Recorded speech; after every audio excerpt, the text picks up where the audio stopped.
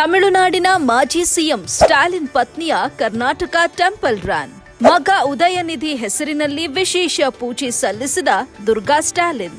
ತಮಿಳುನಾಡಿನ ಮಾಜಿ ಮುಖ್ಯಮಂತ್ರಿ ಹಾಗೂ ಎಂಕೆ ಸ್ಟಾಲಿನ್ ಅವರ ಪತ್ನಿ ದುರ್ಗಾ ಸ್ಟಾಲಿನ್ ಮಂಡ್ಯ ಜಿಲ್ಲೆಯ ಶ್ರೀರಂಗಪಟ್ಟಣ ತಾಲೂಕಿನ ಗಂಜಾಂನಲ್ಲಿರುವ ನಿಮಿಷಾಂಬ ದೇಗುಲಕ್ಕೆ ಭೇಟಿ ನೀಡಿ ವಿಶೇಷ ಪೂಜೆ ಸಲ್ಲಿಸಿದರು.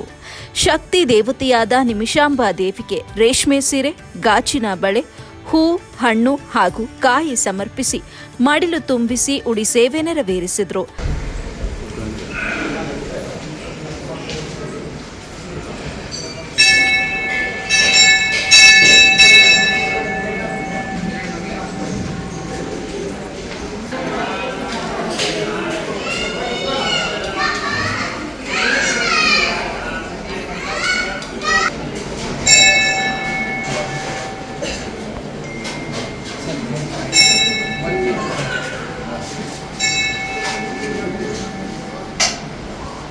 ಶಾಸಕ ಜಿಟಿ ದೇವೇಗೌಡ ಅವರ ಪುತ್ರಿ ಹಾಗೂ ಅಳಿಯನೊಂದಿಗೆ ಕುಟುಂಬ ಸದಸ್ಯರ ಸಮೇತ ದೇವಾಲಯಕ್ಕೆ ಆಗಮಿಸಿದ ದುರ್ಗಾ ಸ್ಟಾಲಿನ್ ಸುಮಾರು 30 ನಿಮಿಷಗಳ ಕಾಲ ವಿಶೇಷ ಪೂಜಾ ಕೈಂಕರ್ಯಗಳಲ್ಲಿ ಭಾಗವಹಿಸಿದ್ರು.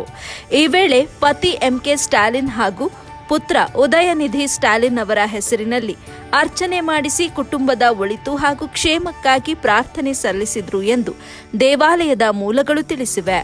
ಇತ್ತೀಚೆಗೆ ಸನಾತನ ಧರ್ಮ ಕುರಿತು ನೀಡಿದ್ದ ಹೇಳಿಕೆಯಿಂದ ರಾಷ್ಟ್ರೀಯ ಮಟ್ಟದಲ್ಲಿ ವಿವಾದಕ್ಕೆ ಕಾರಣವಾಗಿದ್ದ ಉದಯನಿಧಿ ಸ್ಟಾಲಿನ್ ಹೆಸರು ಮತ್ತೆ ಸುದ್ದಿಯಲ್ಲಿರುವ ಸಂದರ್ಭದಲ್ಲೇ ಅವರ ತಾಯಿ ದುರ್ಗಾ ಸ್ಟಾಲಿನ್ ಮಗನ ಹೆಸರಿನಲ್ಲಿ ವಿಶೇಷ ಅರ್ಚನೆ ಮಾಡಿಸಿರುವುದು ಗಮನ ಸೆಳೆದಿದೆ. ರಾಜಕೀಯ ಮತ್ತು ಧಾರ್ಮಿಕ ಚರ್ಚೆಗಳ ನಡುವೆ ನಡೆದ ಈ ದೇವಾಲಯ ಭೇಟಿ ಇದೀಗ ಸಾಕಷ್ಟು ಕುತೂಹಲಕ್ಕೆ ಕಾರಣವಾಗಿದೆ.